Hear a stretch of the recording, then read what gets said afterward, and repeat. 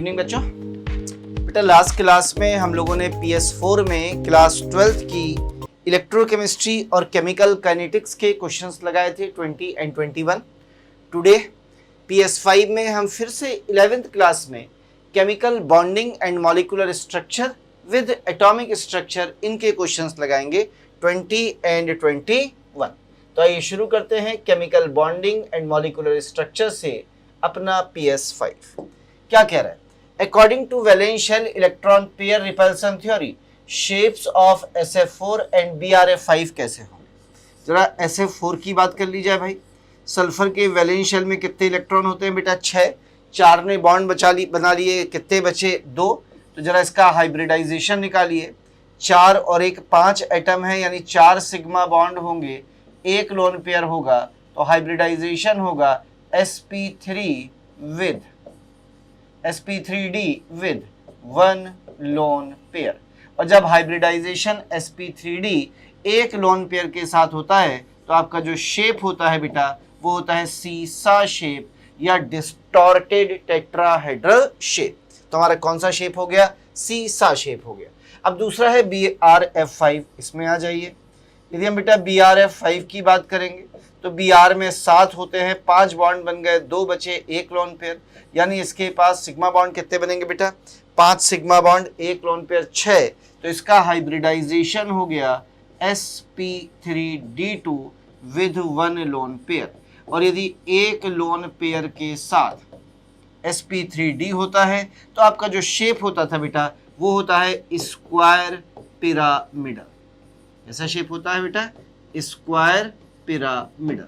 देख लीजिए कहीं कोई डाउट, तो आपका आंसर हो गया सीसा एंड स्क्वायर पिरामिडल। इसकी एक ट्रिक होती है, मैं 2 मिनट में आपको ट्रिक भी बताता हूं, उससे पहले यहां जाते हैं। बताइए ClF3 का शेप पूछ रहा है बेटा, यहीं पे बता देता हूं। क्लोरीन में 7 इलेक्ट्रॉन होते हैं, 3 ने बॉन्ड बना लिए, 4 बचे यानी 2 लोन पेयर। तो हाइब्रिडाइजेशन हो गया बेटा 3 सिग्मा 2 लोन पेयर यानी sp3d। कौन सा हाइब्रिडाइजेशन? sp3d। कितने लोन पेयर के साथ? 2 लोन पेयर के साथ। कैसा शेप होगा? T shape. कैसा शेप होगा बेटा? T shape. और टी शेप में ये रहा आपके पास 2 लोन पेयर कहाँ होंगे? इक्वेटोरियल पोजीशन पर। लोन पेयर इक्वेटोरियल पर आते थे बेटा हमेशा, और बाकी सारे एटम्स आपने सेट कर दिए, तो आंसर हो गया 1 ओनली, केवल पहला बनेगा। क्या समझ में आया है? क्लियर है बेटा? चलिए आइए, जरा मैं आपको ट्रिक की बात कर रहा था, मेरे एक ट्रिक होती है इनके लिए। वो ट्रिक क्या है जरा याद करिए, ट्रिक याद दिलाता हूं। हमने ऐसे पढ़ा था कि हाइब्रिडाइजेशन हमारे पास हो सकता है sp3d2। पहला हाइब्रिडाइजेशन आपके पास हो सकता है sp3d। दूसरा हाइब्रिडाइजेशन आपके पास हो सकता है sp3। तीसरा या हाइब्रिडाइजेशन आपके पास हो सकता है sp2। चौथा देखिए, नॉर्मल में इनके स्ट्रक्चर ऑक्टाहेड्रल होता है, ट्राइगोनल बाइपिरामिडल होता है, टेट्राहेड्रल होता है, ट्राइगोनल होता है, sp में लीनियर होता है। लेकिन यदि लोन पेयर आ जाए तो शेप कैसे बदलते हैं? देखिए, इसमें पॉसिबिलिटी यह है कि इसमें 1 लोन पेयर भी हो सकता है और इसमें 2 लोन पेयर भी हो सकते हैं, याद रखिए। इसी तरह से बेटा इसमें 1 लोन पेयर भी हो सकता है, 2 लोन पेयर भी हो सकते हैं, 3 लोन पेयर भी हो सकते हैं। पर sp3 में या तो 1 लोन पेयर होगा या 2 लोन पेयर होंगे, जबकि sp2 में केवल 1 लोन पेयर पॉसिबल हो सकता है, इससे ज़्यादा नहीं। अब समझिएगा, यदि 1 लोन पेयर है बेटा तो इसका शेप होता है स्क्वायर पिरामिडल। यदि 2 लोन पेयर हैं तो इसका शेप होता है स्क्वायर प्लेनर। यदि 1 इसमें आ रहा है बेटा तो इसका शेप होता है sp3d। हमेशा याद रखिए, यदि इसमें केवल 1 लोन पेयर है तो इसका शेप होता है सीसा शेप। यदि इसमें 2 लोन पेयर हैं तो इसका शेप होता है टी, और 3 लोन पेयर हैं तो शेप होता है लीनियर। sp3 में यदि 1 लोन पेयर है तो शेप होता है बेटा पिरामिडल, 2 लोन पेयर हैं तो शेप होता है बेटा बेंट या वी या एंगुलर शेप, और इसका भी शेप होता है बेंट। तो हम इसे ऐसे याद करते हैं ट्रिक को। देखिएगा, सबसे प्यारी सबसे पहले, सबसे प्यारी यानी स्क्वायर प्लेनर, सबसे पहले यानी square planar, CT line, CT line, C यानी सीसा, T यानी टी, लाइन मतलब लीनियर, CT लाइन कहते हैं ना, खाना खाइन, पानी पीन, CT लाइन। तो CT लाइन, फिर से सुनना, सबसे प्यारी, सबसे पहले सीटी लाइन, प्यारी, प्यारी मतलब pyramidal, B B B B, पहले बी से बैंड, दूसरे बी से बैंड, या इसी को हम वी शेप भी कह सकते हैं, वी वी। फिर से सुन ले, सबसे प्यारी, सबसे पहले सीटी लाइन, प्यारी, बी बी। कुछ समझ में आया? तो ये इसकी ट्रिक होती है याद करने। आगे बढ़ते हैं बेटा, आपके सामने है question number 3, question number 4 chemical bonding के। Number of bond pairs and number of lone pair and out the central atom in the I3 minus. What is I3 minus? I3 minus, अब देखिए इसमें एक सेंट्रल एटम है I, बाकी दो I इस I से जुड़े होंगे बेटा, बट ऑब्वियस है, ये रहे। और इस I पे चार्ज कैसा है? माइनस। तो इसने 2 बॉन्ड बना लिए हैं, तो इस पे इलेक्ट्रॉन बचे होंगे 5, क्योंकि 7 होते हैं और माइनस का मतलब 1 इलेक्ट्रॉन और आ गया, तो 8 हो गए। तो 3 लोन पेयर हैं और ये 2 क्या है बेटा? Bond pair. एक इधर बना है, एक इधर बना है, तो 3 लोन पेयर, 2 बॉन्ड पेयर। तो बॉन्ड पेयर पहले पूछा है, मतलब बॉन्डिंग पेयर्स X हैं और लोन पेयर Y हैं, तो 2 हैं बॉन्ड पेयर, 3 हैं लोन पेयर। स्टेबिलिटी पूछ रहे हैं, हमेशा याद रखिए, स्टेबिलिटी डायरेक्टली प्रोपोर्शनल होती है, बॉन्ड ऑर्डर डायरेक्टली प्रोपोर्शनल होती है, number of bonding electron inversely proportional होती है number of anti bonding electron. यानी जितने बॉन्डिंग इलेक्ट्रॉन्स ज़्यादा होंगे उतनी स्टेबिलिटी ज़्यादा, जितने एंटी बॉन्डिंग बढ़ेंगे उतनी स्टेबिलिटी कम। और हमेशा याद रखिए, यदि एक बॉन्डिंग घटाया जाए तो स्टेबिलिटी घटेगी, एक एंटी बॉन्डिंग डाला जाए तो भी स्टेबिलिटी घटेगी, पर एंटी बॉन्डिंग का इफेक्ट बॉन्डिंग से हमेशा ज़्यादा होगा। यानी बॉन्डिंग से इलेक्ट्रॉन निकालें और एंटी बॉन्डिंग में डालें, तो एंटी बॉन्डिंग में डालने पर हमेशा स्टेबिलिटी का डिक्रीज हायर होगा। बॉन्डिंग से निकालने में भी स्टेबिलिटी घटेगी, पर वो उतनी ज़्यादा नहीं घटेगी जितनी एंटी बॉन्डिंग में डालने से घटती है। याद रखेंगे इस बात। चलिए, अब जो हमें दिए गए बेटा उनकी बात कर लीजिए। उसने हमें क्या क्या दिया है जरा बताइए। उसने एक हमें दिया है Li2, एक उसने हमें दिया है Li2 पॉजिटिव, और एक उसने हमें दिया है Li2 नेगेटिव। Li में बेटा 6 इलेक्ट्रॉन्स होते हैं, तो जैसी प्लस आया 5 इलेक्ट्रॉन्स हो गए, और यहाँ कितने हो गए? 7 इलेक्ट्रॉन्स। अब जब इनकी फिलिंग करें बेटा, तो ध्यान से देखिएगा, जब हम इनकी फिलिंग करेंगे, इलेक्ट्रॉन्स को भरेंगे, तो आप कैसे भरेंगे? आप ऐसे ही तो भरते थे ना, sigma 1s2, sigma star 1s2, sigma 2s2। इसमें एक इलेक्ट्रॉन कम करना है बेटा, 5 है, तो sigma s2, sigma star 1s2, sigma 2s1। इसमें एक इलेक्ट्रॉन डालना है, तो sigma 1s2, sigma star 1s2, sigma 2s2 and sigma star 2s1। Clear है? अब यदि हम इनके बॉन्ड ऑर्डर्स निकालने की बात करें, तो देखिएगा बॉन्ड ऑर्डर्स, वैसे तो हम बॉन्डिंग इलेक्ट्रॉन से ही आंसर बता सकते हैं, लेकिन फिर भी आइए, I am talking about the bond order. पहले बॉन्ड ऑर्डर बताइए कैसे निकालते हैं। बॉन्डिंग इलेक्ट्रॉन कितने हैं बेटा? 4, minus anti bonding 2 divided by 2, तो बॉन्ड ऑर्डर बराबर आ गया 1। इसमें बॉन्ड ऑर्डर निकाल रहा हूँ, bond order equals to bonding electron 2 और 1 3, minus anti bonding 2 divided by 2 बराबर आ गया 1.5। तीसरे में आ जाए बेटा, बॉन्डिंग इलेक्ट्रॉन 2 और 2 4, बॉन्ड ऑर्डर बराबर bonding electron 4 minus anti bonding 3, 3 कैसे? 2 और 1 3 डिवाइडेड बाई 2। छोटी सी मिस्टेक कर गया भाई मैं, और वो मिस्टेक ये कर गया कि यहाँ पे 1.5 लिख गया हूँ, ये 1.5 नहीं है, ये 0.5 है बेटा। 3/2 है ना, ये भी कितना आएगा? 0.5। अब देखिए सबसे ज़्यादा स्टेबल तो ये हो गया। अब इन दोनों का बॉन्ड ऑर्डर कैसा है? सेम। तो इसमें देखिएगा, एक इलेक्ट्रॉन बॉन्डिंग से निकला तो स्टेबिलिटी घटी, और इसमें एंटी बॉन्डिंग में बढ़ा, तो जहां एंटी बॉन्डिंग में इलेक्ट्रॉन बढ़ेंगे वहां स्टेबिलिटी ज्यादा घटेगी। यानी सबसे ज्यादा स्टेबल आपका कौन सा होगा? Li2। फिर कौन होगा? Li2 पॉजिटिव, और सबसे कम स्टेबल होगा Li2 नेगेटिव। जब एंटी बॉन्डिंग में आएगा तो स्टेबिलिटी ज्यादा घटेगी, जब बॉन्डिंग से निकलेगा तो स्टेबिलिटी कम घटेगी। घटेगी दोनों में बेटा, पर यहाँ कम घटेगी और यहाँ ज्यादा। तो ये इनका स्टेबिलिटी ऑर्डर होगा मॉलिक्यूलर ऑर्बिटल थ्योरी के अकॉर्डिंग। आगे आ जाए, the dipole moment of methane and it's halogen derivative. ये बड़ा आसान सा सवाल है। देखिए मेथेन का डाइपोल मोमेंट 0 होता है, याद रखिए। अब यदि मैं इसके डेरिवेटिव बनाऊं तो सबसे ज्यादा डाइपोल मोमेंट होता है CH3Cl का, इसके बाद आता है बेटा CH2 Cl2 का, इसके बाद आता है बेटा CH Cl3 का, और सबसे कम होता है CH4 का। सर ऐसा क्यों? क्योंकि इसमें प्लस आई है और इसमें माइनस आई है। जब दो अपोजिट इंडक्टिव इफेक्ट किसी पॉइंट ऑफ एप्लीकेशन पे काम करेंगे तो ये हमेशा इंडक्टिव इफेक्ट को क्या करेंगे बेटा? बढ़ाएंगे। क्यों? ये इलेक्ट्रॉन अपनी तरफ खींचेगा माइनस आई से, ये इलेक्ट्रॉन रिपेल करेगा प्लस आई से, दोनों वेक्टर का रिजल्टेंट एक डायरेक्शन में आएगा तो ये डाइपोल मोमेंट को बढ़ा देगा। लेकिन जब हमने इसे CH2 Cl एंड Cl ऐसे करके बेटा लिख दिया है तो ऐसी सिचुएशन में समझिएगा ये माइनस आई से अपनी तरफ खींचेगा, ये माइनस आई से अपनी तरफ खींचेगा, तो अब रिजल्टेंट बट जाएगा, इधर बीच में कहीं रिजल्टेंट आएगा। तो यहाँ पे सबसे ज्यादा है क्योंकि प्लस आई और माइनस आई दोनों ही एक ही पॉइंट ऑफ एप्लीकेशन पे काम कर रहे हैं। Correct order of bond energy, वही क्वेश्चन है जो बेटा पीछे किया था थोड़ी देर पहले, इसे आप कर लेंगे। ये नाइट्रोजन आपको दिया गया है, ये नाइट्रोजन आपको दिया गया है, ठीक। इसका कॉन्फ़िगरेशन इधर लिखा जाएगा तो आपको पता है बेटा कैसे लिखा जाएगा, और इसका बॉन्ड ऑर्डर भी आप निकाल लेंगे कितना होता है 3। अब चलिए मैं इस क्वेश्चन को कराऊं, उससे पहले मैं आपको याद दिलाता हूं कि हम लोग बॉन्ड ऑर्डर कैसे निकाला करते थे। ट्रिक पढ़ी थी आपने बॉन्ड ऑर्डर निकालने की। केमिकल बॉन्डिंग में हमेशा याद रखिए यदि आपको कॉन्फ़िगरेशन लिखने हैं तो सारे इलेक्ट्रॉन की जरूरत होती है। यदि आपको कॉन्फ़िगरेशन नहीं लिखने हैं तो आप हमेशा निकालिएगा किसी भी डाई एटॉमिक मॉलिक्यूल में टोटल वैलेंस इलेक्ट्रॉन। क्या निकालिए बेटा? Total valence electron. और याद रखिए कि यदि ये वैलेंस इलेक्ट्रॉन 10 इलेक्ट्रॉन आते हैं तो आपका बॉन्ड ऑर्डर 3 होता है, 10 इलेक्ट्रॉन। अब यही हमारा मैक्सिमम बॉन्ड ऑर्डर है। अब ये इलेक्ट्रॉन के बारे में जरा सुनिएगा।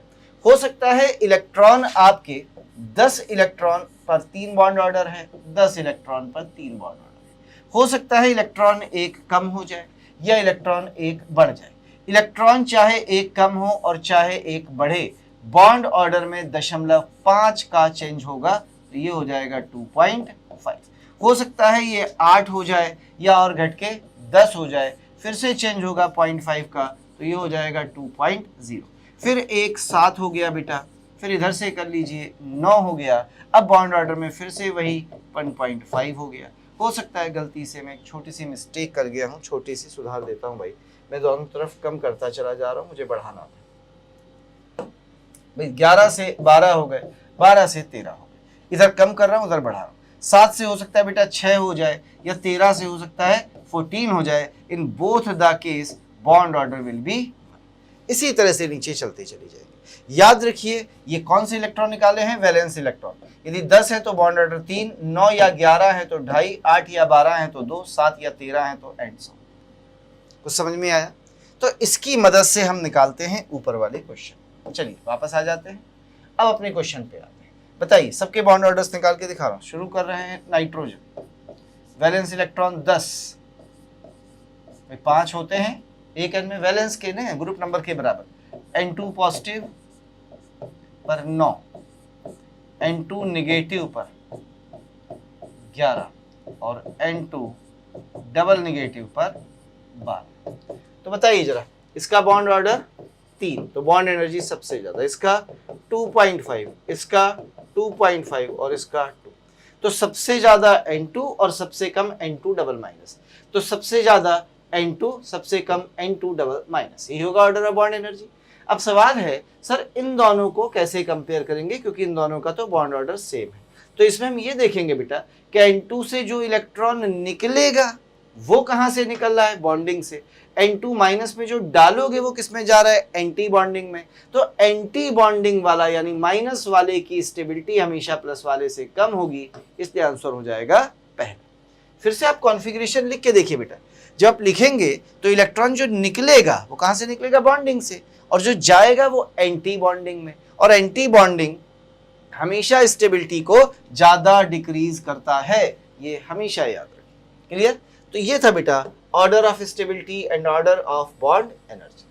अगले क्वेश्चन में आइए, कहते हैं AgCl कलरलेस है but AgI is yellow because. कारण होता है बेटा क्योंकि I माइनस का साइज बहुत बड़ा है, तो Ag फजान्स रूल के अकॉर्डिंग इसका ज्यादा डिस्टॉर्शन करेगा, इसके इलेक्ट्रॉन को ज्यादा खींचेगा। जब इलेक्ट्रॉन को ज्यादा खींचेगा तो लॉस ऑफ एनर्जी ज्यादा होगा, और लॉस ऑफ एनर्जी ज्यादा होगा तो वो विजिबल रीजन में जा सकती है। इसीलिए आपको क्या मिल जाएगा बेटा? कलर मिल जाएगा। कैसा? येलो। तो कह रहा है कि AgCl कलरलेस है बट AgI येलो है क्योंकि इसमें distortion of I minus is more pronounce than chloride ion, वो ज्यादा होता है। बेंजोइक एसिड का फॉर्मूला सबको पता होगा, ये होता है बेटा C डबल बॉन्ड OOH, और ये रही बेंजीन जिसमें 3 पाई बॉन्ड है और बेंजोइक एसिड में 1 पाई बॉन्ड है, तो टोटल हो गए 4 पाई बॉन्ड। अब आपको सिग्मा बॉन्ड देखने हैं बेटा, फॉर्मूला है C6H5COOH और एक रिंग है, आपने पढ़ा था सिग्मा बॉन्ड बराबर होते हैं atoms minus 1 plus number of ring, number of ring 1 है तो n बराबर 1 कर दीजिए, 1 से 1 कैंसिल हो गया, तो सिग्मा बराबर एटम्स के हो गया 6, 5, 11, 12, 13, 14, 15, यानी कितने सिग्मा बॉन्ड? 15 सिग्मा बॉन्ड और 4 पाई बॉन्ड्स होंगे। सिग्मा बॉन्ड बराबर होते हैं number of atoms minus 1 plus number of rings. लीजिए क्वेश्चन नंबर 9 और 10, the formal charge 3 oxygen atom. अब देखिए ओजोन का स्ट्रक्चर है क्या, ओजोन ऐसे बना होता है ना, बेंट या एंगुलर शेप, ये है बेटा। अब बताइए इस ऑक्सीजन के किसी इलेक्ट्रॉन ने बॉन्डिंग में पार्टिसिपेट नहीं किया, इसके 2 ने इधर कर लिया, एक इसने डोनेट कर दिया, इसके पास है ये। अब इत पे अपने को फॉर्मल चार्ज बताना है, तो चलिए शुरू करते हैं यहाँ वाले से, ठीक है, तीसरे वाले से। बताइए कैसे निकालेंगे फॉर्मल चार्ज, जानते हैं ना कैसे निकालते हैं, मैं फॉर्मूला याद दिला देता हूँ। फॉर्मल चार्ज ऑन एटम बराबर valence electron minus non bonding valence electron minus half into bonding electron. तो बताइए कितने वैलेंस इलेक्ट्रॉन है? 6। जिन्होंने बॉन्ड नहीं बनाया वो भी कितने हैं? 6। 6 के 6 हैं, माइनस हाफ, क्या कोई बॉन्ड बना है यहाँ पे? यस सर, एक कोऑर्डिनेट बॉन्ड बना है। कितने इलेक्ट्रॉन होंगे? 2। तो 6 माइनस 6 0 और माइनस का 1/2 इंटू टी, यानी इस पर आ गया माइनस का 1। पक्का? इस पर देखना भैया, वैलेंस इलेक्ट्रॉन 6, जिसने बॉन्ड नहीं बनाया 2, इसने बॉन्ड कितने बना रखे हैं? 1 इधर 2 इधर 3, 3 बॉन्ड में 6 इलेक्ट्रॉन, सॉल्व कर लीजिए, आ जाएगा +1। तो इस पर आ गया +1। ऐसे ही बेटा यहाँ निकाल लीजिए, 0 आ जाएगा, तो आपका आंसर आएगा 0 + 1 - 1, 0 + 1 - 1। Clear? In which of the following compound resonance does not occur? बेटा वाटर में रेजोनेंस पॉसिबल नहीं है क्योंकि कोई कंडीशन नहीं है यहाँ पर, ना डबल बॉन्ड्स है ना पाई इलेक्ट्रॉन्स है। इसी तरह से SiO2 में भी पॉसिबल नहीं है क्योंकि एक जेंट नेटवर्क कोवैलेंट सॉलिड होता है, तो इन दोनों में तो नहीं होगा। SO3 में देख लीजिए, इसमें बिल्कुल पॉसिबल है बेटा क्योंकि लोन पेयर ऑफ इलेक्ट्रॉन भी हैं और साथ ही साथ पाई बॉन्ड्स, तो इसमें बिल्कुल पॉसिबल होगा। कैसे? इलेक्ट्रॉन का ट्रांसफर यहाँ से यहाँ, यहाँ से यहाँ। इसी तरह से बेटा CO2 को देख लीजिए, इसमें भी पॉसिबल हो जाएगा। कैसे पॉसिबल हो जाएगा? ये लोन पेयर है, ये लोन पेयर है, तो लोन पेयर का यहाँ और बॉन्ड का यहाँ, यानी इसमें होगा, इसमें होगा, इसमें नहीं होगा, इसमें नहीं होगा, तो A और B में नहीं होगा। तो पूछा किस में नहीं होगा, तो A और B में रेजोनेंस पॉसिबल नहीं होगा। क्लियर है बेटा? आगे बढ़ते हैं। क्वेश्चन नंबर 11-12 ये रहे आपकी स्क्रीन। कहते हैं इसमें कौन है जिसपे परमानेंट डाइपोल मोमेंट दोनों में? देखो CO2 में तो नहीं होता, आपको पता है लीनियर शेप है बेटा, तो इसका डाइपोल मोमेंट तो 0 होगा। इसी तरह से SiF4 का डाइपोल मोमेंट भी कैसा होगा? 0 होगा। बचा कौन? NO2 and O3। हाँ, ये दोनों एंगुलर शेप के हैं बेटा, तो क्योंकि यहाँ पर रेगुलर ज्योमेट्री तो आएगी नहीं, इसलिए इन दोनों में डाइपोल मोमेंट्स पाए जाएंगे, क्योंकि ये रहा NO2 का स्ट्रक्चर और ये रहा O3 का स्ट्रक्चर। लीजिए, ये दोनों ही पोलर मॉलिक्यूल्स होते हैं, इनमें डाइपोल मोमेंट की कोई ना कोई बिल्कुल आएगी। देखो एक डाइपोल मोमेंट इसमें देख लो, इधर की तरफ अपने आप आयंस आ रहे हैं, इसमें इधर आएगी, रिजल्टेंट बीच में आएगा, जबकि ये एक दूसरे को क्या कर देंगे? कैंसिल कर देंगे। तो इसमें नहीं है, इसमें नहीं है, पर इन दोनों में। Which contains both polar and non polar bonds? ये क्वेश्चन का आंसर ही रटा रहता है आपको, HOOH। ये बॉन्ड कैसा है? O और H के बीच में पोलर, और ये बॉन्ड कैसा है? Non polar. 2 लाइक एटम्स के बीच का बॉन्ड नॉन पोलर होता है, 2 अनलाइक या डिफरेंट एटम्स के बीच का बॉन्ड पोलर होता है। तो ये बॉन्ड बेटा पोलर हो गया है OH के बीच, ये बॉन्ड नॉन पोलर है। क्लियर? क्वेश्चन नंबर 13-14 आपकी स्क्रीन पर आपके सामने। The shape of AB2E3 molecule, जहाँ B बॉन्ड पेयर है, E लोन पेयर है, यानी AB3 और एक लोन पेयर है जिसे हमने क्या लिखा है? E। तो मैंने लोन पेयर बना दिया, पता चल गया ऐसी देखिए NH3 टाइप का है बेटा, तो हाइब्रिडाइजेशन कौन सा हो जाएगा, sp3 एक लोन पेयर के साथ, तो शेप हो जाएगा अभी बताया था पिरामिडल, सबसे प्यारी सबसे पहले CT लाइन प्यारी BB, तो sp3 एक लोन पेयर के साथ, देखो AB3 ऐसे ही लिखा, E लोन पेयर था ऐसे बना दिया।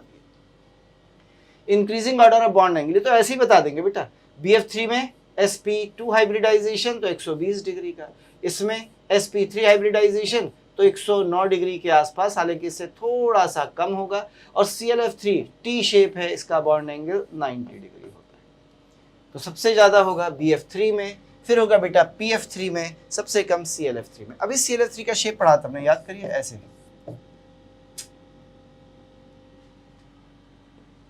अभी मैंने आपको इसका शेप बताया था, कैसे बताया था याद करिए, ऐसे Cl F F और दो लोन पेयर ऐसे थे, तो ये एंगल कितने का है 90, तो सबसे कम किसमें बेटा ClF3।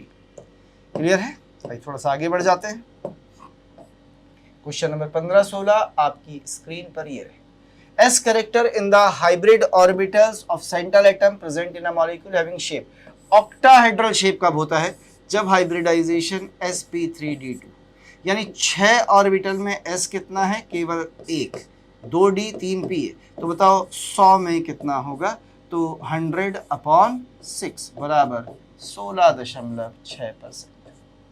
Answer, Which of the following molecular ions does not contain unpaired electron? चलिए शुरू करते हैं, देखो N2 10 इलेक्ट्रॉन होते हैं, N2 प्लस में 9 हो गए, तो इसमें एक अनपेयर्ड होगा बेटा। O2 में आपको पता है 2 अनपेयर्ड इलेक्ट्रॉन होते हैं, B2 में भी 2 अनपेयर्ड इलेक्ट्रॉन होते हैं, बचा O2 डबल माइनस। क्लियर है, हमेशा याद रखिए यदि valence electron diatomic molecule में 6 हैं या 12 हैं, टोटल इलेक्ट्रॉन नहीं निकालेंगे, याद रखिएगा, क्योंकि टोटल इलेक्ट्रॉन में बड़ी दिक्कत होती है, कल कहेगा Sc2, अब ढूंढते रहो, निकाल लो। इसमें एक बार आपके जेईई मेंस में S2 का पूछा गया था, मैग्नेटिक कैरेक्टर, तो टोटल इलेक्ट्रॉन क्यों निकाले 16 दूनी 32, अरे सीधे सीधे बोलिए 6 ग्रुप का है तो वैलेंस इलेक्ट्रॉन कितने हो गए 12, तो 12 मतलब पैरामैग्नेटिक, और पैरामैग्नेटिक कितने लोन पेयर के साथ, 2 लोन पेयर के साथ, तो हमेशा वैलेंस इलेक्ट्रॉन निकालिएगा, दिमाग में बिठा लीजिए, हमेशा बेटा हम वैलेंस इलेक्ट्रॉन्स की ही बात करेंगे और किसी की बात नहीं करेंगे। क्लियर है इतना? ये रहा क्वेश्चन नंबर 18-19 आपके साथ। बॉन्ड ऑर्डर का ऑर्डर पूछ रहा है, आराम से निकाल देंगे। मॉलिक्यूल कौन कौन से हैं, O2 है, O2 पॉजिटिव है, O2 नेगेटिव। O2 के वैलेंस इलेक्ट्रॉन बताइए 12 होते हैं, O2 प्लस में बताइए बेटा 11 होते हैं, हमेशा वैलेंस निकालने हैं। O2 माइनस में बताइए 13 होते हैं। अब बताइए 12 इलेक्ट्रॉन जब होते हैं तो बॉन्ड ऑर्डर बराबर होता है 2, जब 11 इलेक्ट्रॉन होते हैं तो अभी बताया था बॉन्ड ऑर्डर होता है 2.5, और जब 13 इलेक्ट्रॉन होते हैं तो बॉन्ड ऑर्डर होता है 1.5। तो जिसका बॉन्ड ऑर्डर सबसे ज्यादा वो कौन है, O2 प्लस, फिर O2 देन O2 माइनस। आगे आइए क्वेश्चन नंबर 18। देखिए परसेंटेज आयोनिक कैरेक्टर के लिए एक सिंपल सा फॉर्मूला होता था, क्या, म्यू गिवन, जो आपको म्यू दिया है परसेंटेज के लिए है, मल्टीप्लाइड बाई 100 डिवाइडेड बाई, किससे डिवाइड करते हैं बेटा, 4.8 into charge into bond length, जो कि एंगस्ट्रॉम में होनी चाहिए। और यदि फ्रैक्शन ऑफ चार्ज पूछा जाए मान लीजिए कल, तो परसेंटेज हटा दीजिए, यानी 100 हटा दीजिए, 100 हटा दोगे फ्रैक्शन ऑफ चार्ज आ जाएगा। तो म्यू बताओ कितना दिया है तुम्हें, म्यू दिया है 1.02 into 100 divided by 4.8 into charge बताइए कितना आएगा, HCl है तो 1 चार्ज आएगा बेटा, इंटू बॉन्ड लेंथ दी है क्या, यस सर 1.275। इसे आप सॉल्व कर लीजिए, ये आ जाएगा ऊपर 102, नीचे इसे सॉल्व कर लीजिए, आ जाएगा 6.12 के करीब। सॉल्व कर लिया कितनी बार जाएगा, अप्रॉक्सीमेट 17, क्योंकि 17 इंटू 6 102 होता है, तो अप्रॉक्सीमेट 17, यानी 17% कौन सा कैरेक्टर है, आयोनिक कैरेक्टर। तो कोवेलेंट कैरेक्टर कितना बचा, 100 से घटा दीजिए 17, 83%। ये फॉर्मूला याद रखिए, डायरेक्ट अप्लाई करिएगा बेटा। परसेंटेज पूछा जाए 100 से मल्टीप्लाई करिएगा, फ्रैक्शन ऑफ चार्ज पूछा जाए तो 100 से मल्टीप्लाई करने की जरूरत नहीं। क्लियर? आगे चलते हैं, दो लास्ट क्वेश्चन 19 और 20। कहते हैं इंट्रामॉलिक्यूलर, देखो ऑर्थो पर आराम से होती है, ये भी ऑर्थो ये भी ऑर्थो, पर पैरा पर डिस्टेंस इतनी ज्यादा हो गई बेटा कि जब मैंने यहाँ OH लगाया और यहाँ NO2 लगाया तो सोच इनके बीच में, तो सोच इनके बीच में हाइड्रोजन बॉन्डिंग हो ही नहीं पाएगी, तो यहां इंट्रा पॉसिबल नहीं है, बाकी सब में इंट्रा पॉसिबल है। किसी को भी सोच ले, सब में दिखा देता हूं। जैसे मान लो तुमने कहा सैलिसिल एल्डिहाइड, सैलिसिल एल्डिहाइड में सर कैसे होगी, सैलिसिल एल्डिहाइड में बेटा ऐसे होगी, देखना CH डबल बॉन्ड O, यही सैलिसिल एल्डिहाइड होता है, OH। देखिए हो गई इंट्रा, यानी एक ही मॉलिक्यूल के अंदर हो गई ना, तो सब में होगी, बस पैरा नाइट्रोफिनॉल में नहीं होगी। आगे बढ़ जाते हैं, लास्ट क्वेश्चन। N2O2 है बेटा, converted N2 positive and O2 negative, O2 positive, which of the following is wrong, गलत कौन सा है। तो देखिए ऐसे नजर आ रहा है गलत ये वाला, क्यों, क्योंकि एक इलेक्ट्रॉन निकलने पर N2 बिकम्स डायामैग्नेटिक, गलत है बेटा, ये एक्चुअली हो जाएगा पैरामैग्नेटिक। क्यों, क्योंकि नाइट्रोजन में वैलेंस इलेक्ट्रॉन 10 है, N2 पॉजिटिव में 9 है, ये पेयर्ड हो ही नहीं सकते।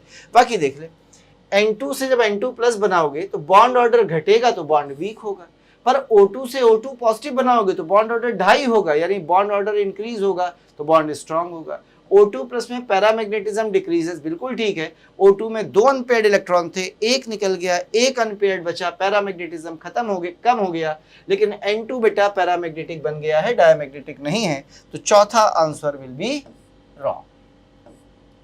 आगे आ जाते हैं अगले पर, एटॉमिक स्ट्रक्चर। थोड़े से क्वेश्चंस आसान होते हैं, बस फॉर्मूला बेस्ड होते हैं, ये खास होता है। तो चलिए शुरू करते हैं एटॉमिक स्ट्रक्चर का। Question number 1, the kinetic energy of a particle is reduced to 1/2 de Broglie wavelength. तो आसान सा क्वेश्चन है।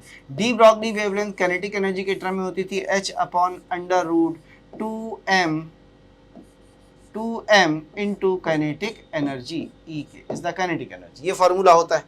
अब वो कह रहा है कि ये काइनेटिक एनर्जी को आधा कर दिया गया, मैंने मान लिया वेवलेंथ बदल के लैम्डा डैश हो गई, equals to h/√2m energy kinetic का आधा डिवाइडेड बाई 2।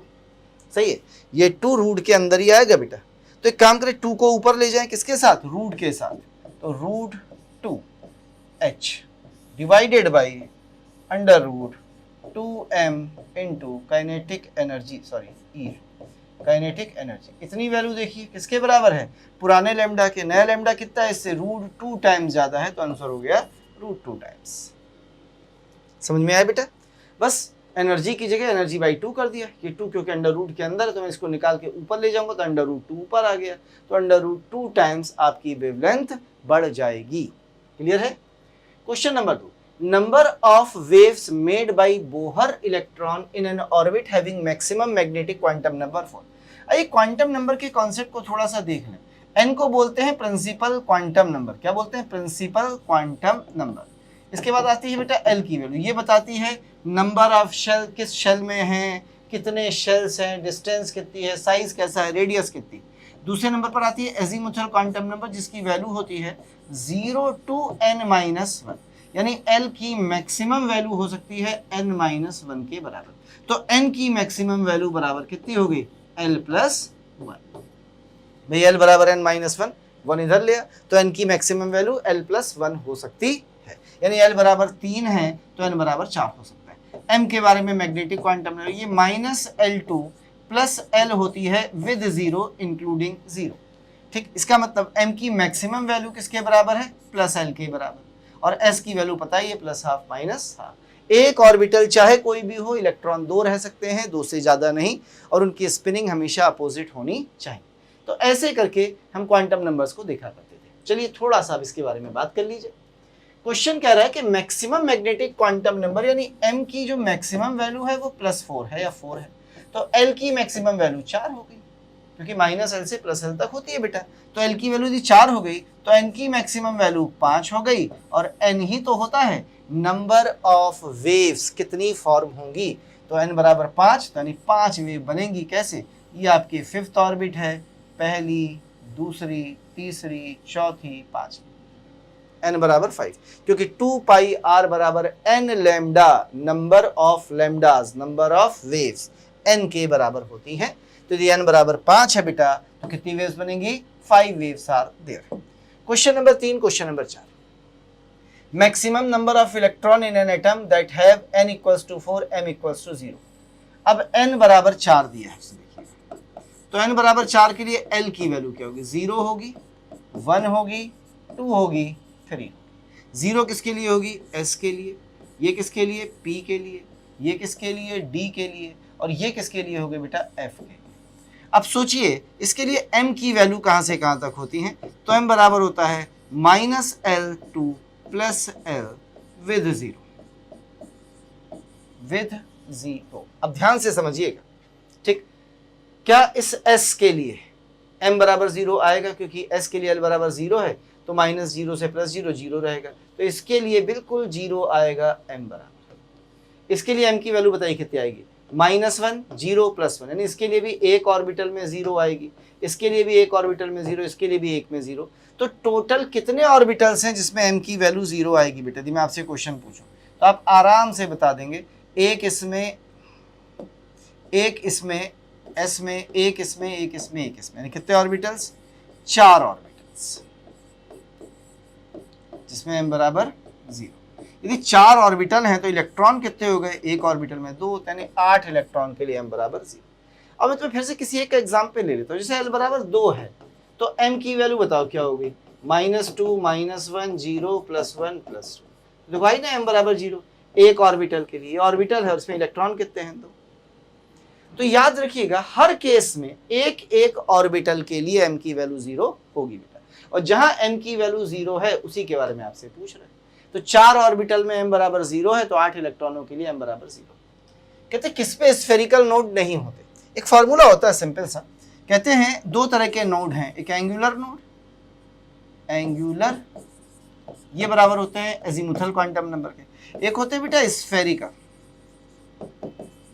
या इसी को रेडियल नोड्स भी कहा जाता है, ये बराबर होते हैं प्रिंसिपल क्वांटम नंबर्स -l -1 के। अब जरा सोचिए, वो कह रहा है कि स्फेरिकल नोड ये किसमें नहीं होंगे, यानी 0 होने चाहिए। तो सोचिए जरा, यदि मैं n बराबर 1 रख दूं यहाँ पे, तो 1s हो गया।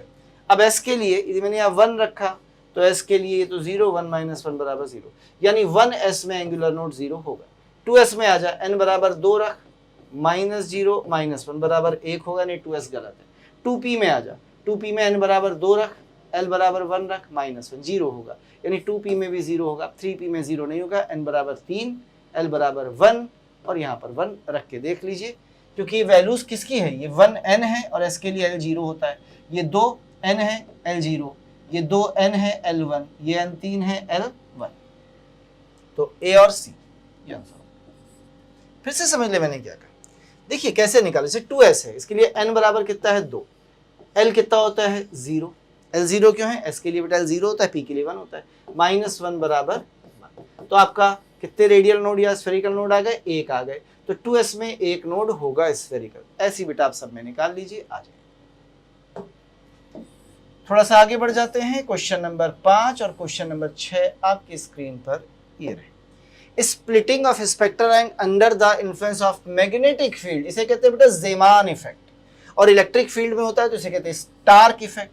तो ज़ेमान एंड स्टार्क, कभी भूल जाओ तो ऐसे समझना, इलेक्ट्रिक में स्पार्क होता है, स्पार्क, तो स्पार्क में स्टार्क होता है, और मैग्नेटिक में एम होता है, एम, तो जीमान में एम होता है, मा, तो मैग्नेटिक में जीमान और इलेक्ट्रिक में स्पार्क, तो स्पार्क में स्टार्क। आंसर हो गया दूसरा।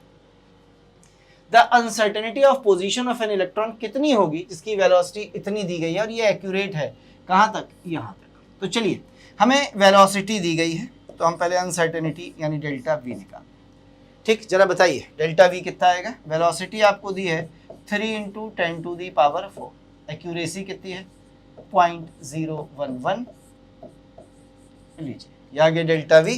जरा इसे सॉल्व कर लीजिए, कितना आ जाएगा बेटा सॉल्व करने पर, ये आ जाएगा, देखिए मैं ऐसे ही कर देता हूँ, 0.123, यानी इसे कर देता हूँ 11, बचेगा 10, तो ये हो गया 33, 3.3 सेंटीमीटर। समझ में आया कैसे किया, देख भैया मैं सॉल्व करके दिखा रहा हूँ, 0.011 था, मैंने इसको लिख दिया 3 इंटू, पहले इसको काट दो सीधे सीधे, बचा 2। अब 100 से पॉइंट इसको मल्टीप्लाई कर दे, तो 100 से मल्टीप्लाई करेगा 1.1 आएगा, 3 से मल्टीप्लाई कर दिया इतना आ गया। उम्मीद है समझ में आ गया होगा बेटा, मल्टीप्लाई करके।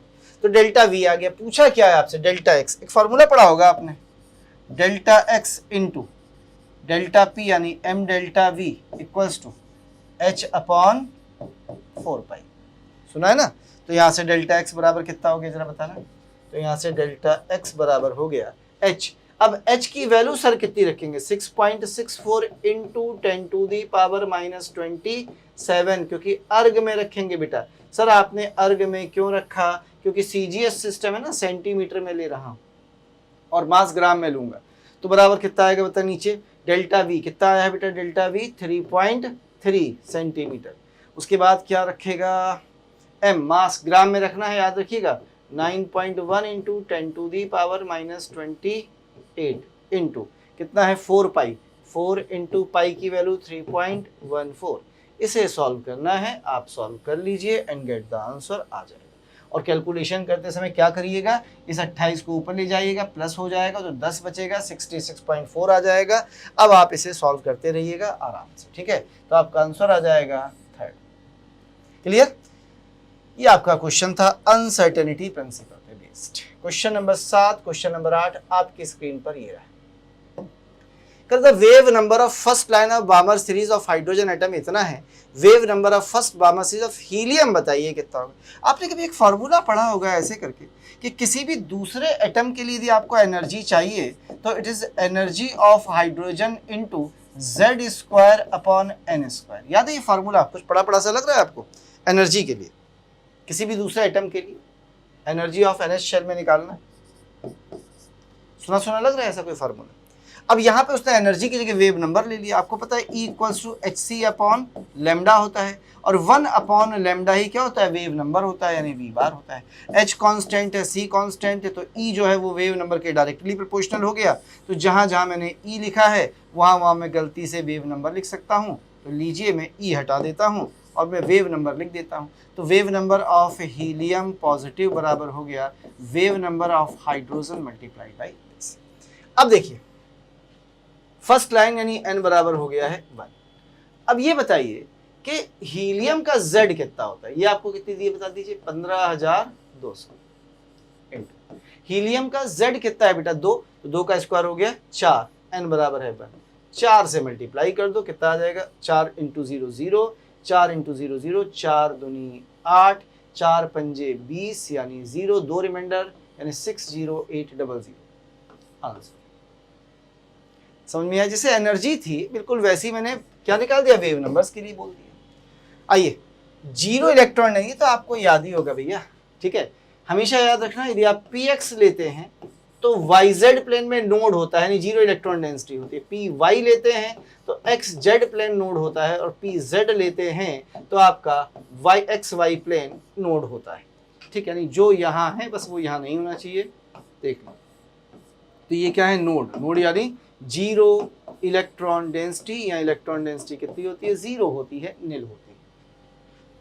तो px में yz प्लेन में, py में zx प्लेन में, pz में xy प्लेन। क्लियर? चलिए आगे बढ़ जाते हैं थोड़ा सा। क्वेश्चन नंबर 9, क्वेश्चन नंबर 10 ये रहे आपके सामने। कह how many electrons can be fit in. अब देखो इस क्वेश्चन को नहीं करूंगा। कहते ऑर्बिटल में कुछ भी कहो 2 ही इलेक्ट्रॉन फिट हो सकते हैं। ऑर्बिटल चाहे कोई भी हो बेटा, एनएल मत देखो। एक ऑर्बिटल में 2 से ज्यादा इलेक्ट्रॉन नहीं हो सकते, हमेशा याद रखिए। 2 इलेक्ट्रॉन्स कैन बी फिटेड। हाँ s की वैल्यू दी होती, मान लो उसने इसकी जगह n दिया है, l दिया, m दिया होता तभी कोई फर्क नहीं पड़ता, पर s दिया होता है यहाँ गलती से कि +½ अब पूछता बताओ एक ऑर्बिटल में कितने इलेक्ट्रॉन? तो 1, क्योंकि एक की +½ होती है दूसरे की -½ वरना किसी भी ऑर्बिटल में हमेशा इलेक्ट्रॉन कितने होंगे बेटा? 2। रेडियस ऑफ रेशियो ये आपको अच्छे से पता है बेटा कि R2 अपॉन R3 बराबर होगा 2 का स्क्वायर अपॉन 3 का स्क्वायर। याद है ना? Rn n² बराबर। अब सॉल्व कर ले इसे बेटा। 2 का स्क्वायर 4, 3 का स्क्वायर 9, सॉल्व कर लेते हैं। दशमलव लगाइए 0, 9 4 36, 4 4 आंसर। रेडियस का फॉर्मूला तो याद है ना आपको? एटम सेम है, रेडियस का फॉर्मूला याद दिला दो फिर भी। चलिए क्या होता था? 0.53 इंटू ऊपर क्या होता है बेटा? n² अपॉन z इन एंगस्ट्रॉम। ये फार्मूला है ना रेडियस का, बस यही है। तो n कैसा है? सेम। z कैसा है? सेम। ऐसे करेंगे ना? नहीं, n बदल रहा है, सॉरी, n चेंज। z कैसा है? सेम, ये कांस्टेंट होगा। तो सबसे पहले आप R2 लिख दीजिए, R2 की वैल्यू हो गई 0.53 इंटू एन बराबर 4, Z1 रहेगा। R3 लिख दीजिए बेटा, R3 बराबर हो गया 0.53, n बराबर 3 होगा तो 9 हो गया, ये कट गया 4/9। क्लियर? थोड़ा जल्दी जल्दी कर रहा हूँ, मैं भी समझ रहा हूँ बेटा, पर हमें क्वेश्चंस करने हैं एक्चुअली। यहाँ पे कहते हैं radius of an orbit of hydrogen atom is this, then angular momentum of an electron. पहले तो एंगुलर मोमेंटम होता कितना है? एंगुलर मोमेंटम बराबर होता है NH अपॉन। अब यदि आपको एंगुलर मोमेंटम निकालना है बेटा, तो आपको क्या चाहिए? आपको वैल्यू चाहिए n की, ठीक है। आपको किसकी वैल्यू चाहिए? आपको n की वैल्यू यहाँ पे निकालनी पड़ेगी। अब बेटा हम n की वैल्यू यहाँ पर कैसे निकालेंगे, जरा ये सोच के देखिए। आप जो रेडियस का फॉर्मूला लगाते हैं किसी भी nth के, वो बराबर होता है R0 या R1 यानी पहली ऑर्बिट की radius into n square upon z। क्या यही फॉर्मूला है? अब मैं यहां से निकाल लेता हूं, बताइए nth मतलब किसी की भी रेडियस कितनी दी है? R nth दी है 4.77 इंटू 10 टू दी पावर -10। भाई ये एंगस्ट्रॉम में होती है, याद रखना, ठीक। इक्वल्स टू R1 कितना होता है? अभी सिखाया था बेटा, R1 कितना होगा?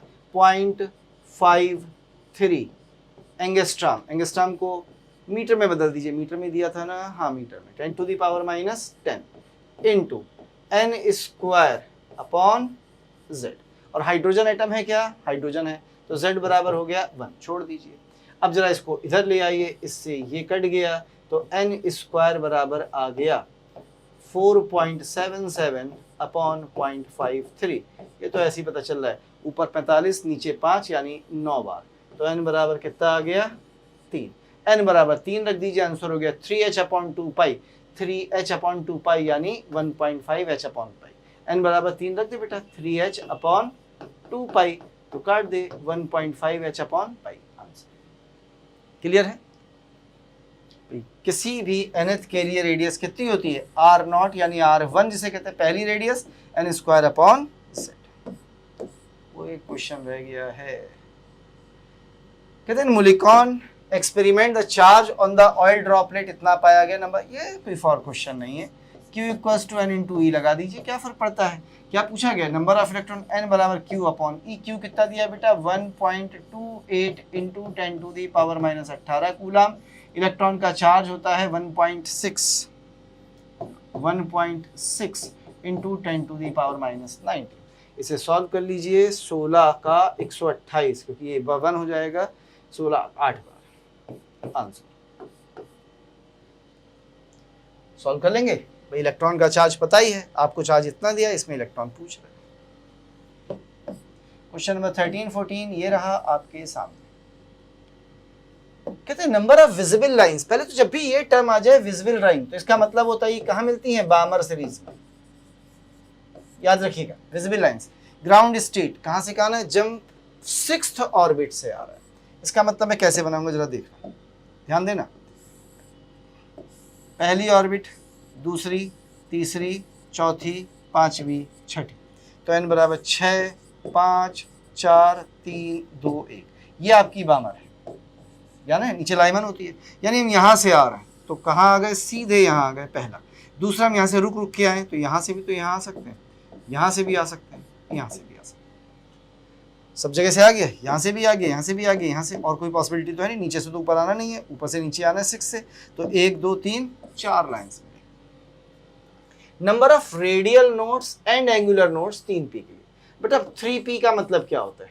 l बराबर हो गया है 1 और n बराबर हो गया है 3। समझ में आया ना? ये n है और p के लिए l1 होता है।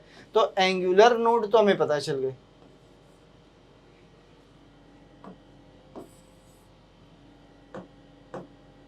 तो बेटा एंगुलर नोड तो हमें पता चल गए। एंगुलर नोड l के बराबर होते हैं, कितने हो गए? 1। अब कौन से निकालने बेटा? रेडियल, यानी स्फेरिकल नोड्स बराबर होते हैं n माइनस l माइनस 1। तो n बराबर कितना है? 3 माइनस l बराबर कितना है? 1 माइनस 1 यानी 1। तो ये भी 1, ये भी 1, आंसर 1 and 1। ऐसी था ना फार्मूला, अभी पढ़ा था बेटा हम लोगों ने। Question number 15, question number 16, Bohr orbit radius for hydrogen atom is approximate, इतना ठीक है। The radius of the first excited state पूछ रहा है कितनी होगी। सिंपल सा क्वेश्चन है भाई, रेडियस बराबर होती है 0.53 into n square upon z, यही था ना। हाइड्रोजन एटम है तो z बराबर 1 हो गया, n बराबर 2 रख दीजिए, एंगस्ट्रॉम है ये, n बराबर 2 रखेंगे तो ये हो गया 0.53 इंटू 2 का स्क्वायर 4, मल्टीप्लाई कर दीजिए 2.12 एंगस्ट्रॉम। ये तो वैसे भी याद होगा। ये भी वही क्वेश्चन फिर से आ गया, क्या फार्मूला था, एनर्जी इक्वल्स टू माइनस का 13.6 इलेक्ट्रॉन वोल्ट में है into z square upon n square electron volt. क्या पूछ रहे हैं, सेकेंड एक्साइटेड स्टेट में एनर्जी कितनी होगी। What is second excited state, यानी हाइड्रोजन में ये है, यहाँ इलेक्ट्रॉन घूम रहा है, यानी n बराबर 1 है, 2 है, 3 है। ये पहली एक्साइटेड स्टेट, ये दूसरी एक्साइटेड, यानी n बराबर 3 रख दें, z बराबर 1 रखिए, n बराबर 3 रखिए, तो ये हो गया माइनस का 13.6 अपॉन 3 का स्क्वायर 9, सॉल्व कर लीजिए, माइनस का 1.51 इलेक्ट्रॉन वोल्ट। वैसे आपको सबकी वैल्यूज याद रहती हैं कि यहाँ 13.6 है या 4.5 है, ऐसे करके आपको वैल्यूज तो सभी की याद रहती हैं। भाई 2 बराबर 4 रख दो, 4 से सॉल्व कर लो, देख लो कहीं कोई डाउट हो, सॉल्व करके दिखाऊं, ठीक है। चलिए आगे बढ़ जाते हैं। क्वेश्चन नंबर 17, क्वेश्चन नंबर 18 आपकी स्क्रीन पर ये रहा। Which of the following electron transition between energy level produce the line of shortest wavelength. सबसे छोटी वेवलेंथ हमें पता है E is inversely proportional to lambda, जहां E ज्यादा वहां लैम्डा कम। अब E सबसे ज्यादा कब होगा, जब सबसे दूर से आएगा, यानी n बराबर 4 से आए n बराबर 1 में। जितना दूर से आएगा n बराबर 1 में उतनी ज्यादा एनर्जी, जितनी ज्यादा एनर्जी उतनी कम वेव ले। कहते कौन है जो हुंड रूल को फॉलो करता है। हुंड रूल क्या कहता है, सुनिएगा। कहते हैं हुंड के अकॉर्डिंग पेयरिंग तब तक नहीं होती जब तक हर ऑर्बिटल में एक इलेक्ट्रॉन ना हो और सभी इलेक्ट्रॉनों की स्पिन पैरेलल होनी चाहिए। जो अनपेयर्ड इलेक्ट्रॉन है तो ये है दोनों की पैरेलल, ये बिल्कुल हुंड रूल को फॉलो कर रहा है। ये फॉलो नहीं कर रहा है क्योंकि पहले ही पेयरिंग हो गई, ये खाली है। ये भी फॉलो नहीं कर रहा, पेयरिंग होने लगी है, ये खाली है। ये भी फॉलो नहीं कर रहा क्योंकि यहाँ भरे तो 2 हैं बेटा, पर एक की मुंडी ऊपर एक की मुंडी नीचे। हुंड रूल कहता है कि दोनों की मुंडी ऊपर होनी चाहिए। क्वेश्चन नंबर 19-20 ये रहा। Which of the following is not permissible. पता है n बराबर 3 के लिए l बराबर 2 हो सकता है, m2 बिल्कुल हो सकता है। n बराबर 4 के लिए l की वैल्यू 0 से n-1 तक कुछ भी हो सकती है, m 0 ही होगा। n बराबर 5 के लिए l बराबर 0 to n-1 कुछ भी हो सकता है, और l 3 के लिए m 0 जरूर होता है। m 0 जरूर होता है बेटा सभी के लिए।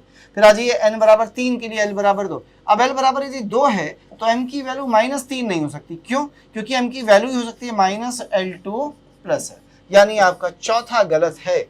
तो ये आपका ऑप्शन है। कहते हैं the values of orbital n और l वैल्यू दी है। n बराबर दिया है 1 के लिए 3 और l बराबर दिया है 2। ये आपका ऑर्बिटल A है। दूसरे में n बराबर दिया है 5, l बराबर दिया है 0, ये ऑर्बिटल B है। तो n प्लस l यहाँ निकालिए, n प्लस l यहाँ निकालिए, n प्लस l यहाँ भी 5 आएगा, n प्लस l यहाँ भी 5 आएगा बेटा। तो जब n प्लस l दोनों का सेम होता है तो हम n की वैल्यू देखते हैं किसकी ज़्यादा है। जिसकी n की वैल्यू ज़्यादा उसकी एनर्जी ज़्यादा, तो B की एनर्जी A की एनर्जी से ज़्यादा होगी। n प्लस l कहलाता है टोटल अमाउंट ऑफ एनर्जी। एक last question, which configuration does not obeys Pauli's. Pauli ने क्या कहा था कि एक ऑर्बिटल में 2 इलेक्ट्रॉन विद अपोजिट स्पिन होने चाहिए। तो ये तो फॉलो कर रहा है भाई पाउली को, 1 में 2 हैं। ये फॉलो नहीं कर रहा। क्यों नहीं कर रहा, ध्यान से देखिए। एक ऑर्बिटल में दोनों इलेक्ट्रॉनों की स्पिनिंग सेम। अब पूछा जाए सर ये किसे फॉलो नहीं कर रहा, तो ये हुंड को फॉलो नहीं कर रहा क्योंकि देखो पेयरिंग हो गई, ये भरा नहीं। इसको देखो बेटा यहाँ पे, ये तो सभी को फॉलो कर रहा है, सारे ठीक है। बस केवल ये वाला है जो पाउलीज को फॉलो नहीं कर रहा। ये थे बच्चे 21 क्वेश्चंस किसके, एटॉमिक स्ट्रक्चर। तो हम लोगों ने 20 क्वेश्चन पढ़े केमिकल बॉन्डिंग, 21 क्वेश्चन पढ़े एटॉमिक स्ट्रक्चर क्लास 11th का। अब फिर से हम लोग वापस जाएंगे क्लास 12th में, फिर से क्लास 12th के 2 टॉपिक्स लेके आएंगे क्वेश्चंस के साथ 2021 सीरीज में, बट नॉट टुडे, आज नहीं, अगली क्लास में। थैंक यू, धन्यवाद, शुक्रिया।